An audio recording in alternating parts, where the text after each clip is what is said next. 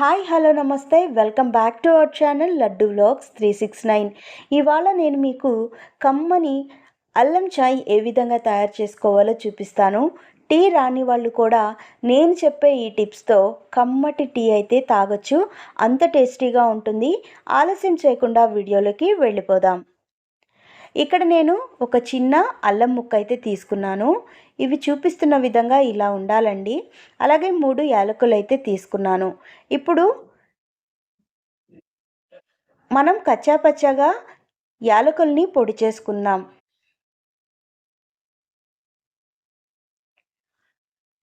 ఇలా పొడి చేసుకున్న యాలకుల మిశ్రమాన్ని తీసి ప్లేట్లో పెట్టేసుకుందాం.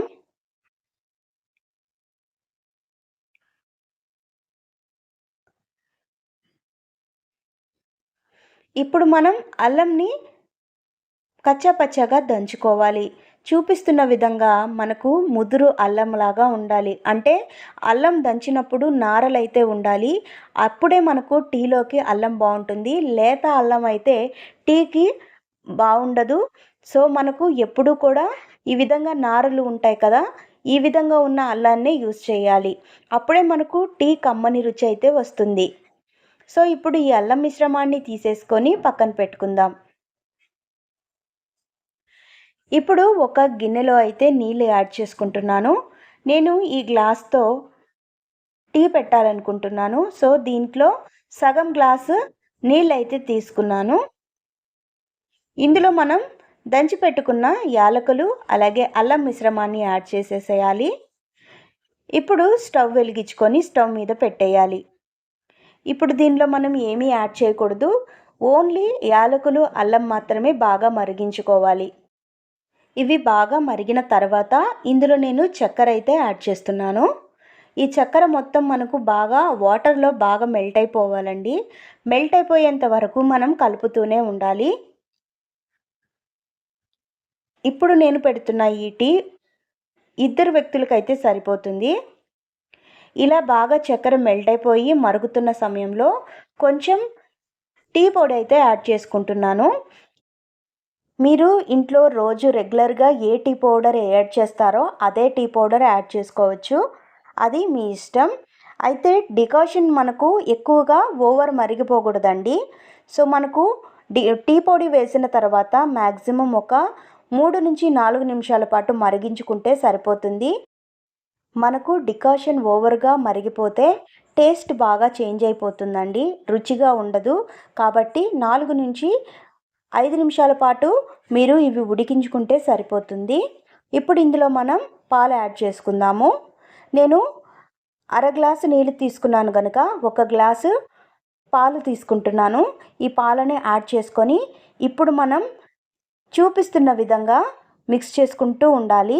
ఇలా పైన నుంచి కిందకి మనం కదుపుతూ ఉన్నట్లయితే కనుక ఆ యొక్క అల్లంలో ఉన్నటువంటి ఆ ఘాట్ అనేది మనకు టీకి బాగా పడుతుంది. సో సమ్మర్లో అయినా వింటర్లో అయినా ఎవరికైనా జలుబు చేసినప్పుడు, దగ్గు అనిపించినప్పుడు, నీరసంగా ఉన్నప్పుడు కూడా ఇలా అల్లం టీ అయితే పెట్టిస్తాము. చాలామందికి అల్లం టీ అయితే చాలా ఇష్టంగా తాగుతారండి. ఎందుకంటే అల్లంలో డైజెషన్ చేసే పవర్ ఉంటుంది కనుక అల్లం టీ ఎక్కువ ప్రిఫర్ చేస్తారు. సో మనకు ఈ టీ అయితే చాలా అంటే చాలా టేస్టీగా ఉంటుంది. కావాలంటే మీరు కూడా ఒకసారి ట్రై చేయండి. మీరు కూడా చాలా బాగా వచ్చింది టీ అంటారు. సో నాకు కూడా మొదట్లో టీ పెట్టడం సరిగ్గా వచ్చేది కాదండి. సో నేనైతే మంచిగా నేర్చుకున్నాను. సో ఈ విధంగా మీరు కూడా అల్లం టీ చేసుకోండి. చక్కగా అయితే ఉంటుంది. అందరూ ఇష్టంగా తాగుతారు. సో చూపిస్తున్న విధంగా మనం ఈ విధంగా కలుపుతూ ఉండాలండి. అప్పుడే మనకు అల్లంలో ఉన్న ఆ ఘాటు మొత్తం మనకు టీకి పట్టి చక్కగా ఉంటుంది తాగేటప్పుడు. సో ఇప్పుడు మన టీ అయితే ఆల్మోస్ట్ రెడీ అయిపోయినట్టేనండి. ఇప్పుడు మనం ఈ టీని ఆఫ్ చేసేసుకొని సర్వ్ చేసుకుందాం. సో నేను ఇక్కడ చెప్పాను కదా 2 వ్యక్తులకి సరిపడా టీ అయితే చేస్తున్నాను అని. ఇప్పుడు ఈ టీ మిశ్రమాన్ని వడపోసేసుకుందాము. ఎవరికైనా దగ్గు జలుబు అలా ఉన్నప్పుడు ఇలా అల్లం టీ చేసుకొని తాగితే కనుక చాలా రిలీఫ్గా ఉంటుంది, ఉపశమనం లభిస్తుంది. సో మీరు కూడా చక్కగా ఇలాగా టీ చేసుకొని ఇంట్లో తాగండి అల్లం టీ. సో ఇంకా మీ ఇంట్లో వాళ్ళు కూడా ఎంతో మెచ్చుకుంటారు, అంత టేస్టీగా ఉంటుంది. సో ఫ్రెండ్స్, ఈ వీడియో మీకు నచ్చిందనే అనుకుంటాను. మరొక మంచి వీడియోతో మీ ముందుకు వస్తాను. అప్పటి వరకు మన లడ్డు వ్లాగ్స్ 369 ఛానల్ని సబ్స్క్రైబ్ చేసుకోండి, లైక్ చేయండి, షేర్ చేయడం మర్చిపోకండి. పక్కనే ఉన్న బెల్ ఐకాన్ని ట్యాప్ చేయండి. Thank you for watching friends. Thank you.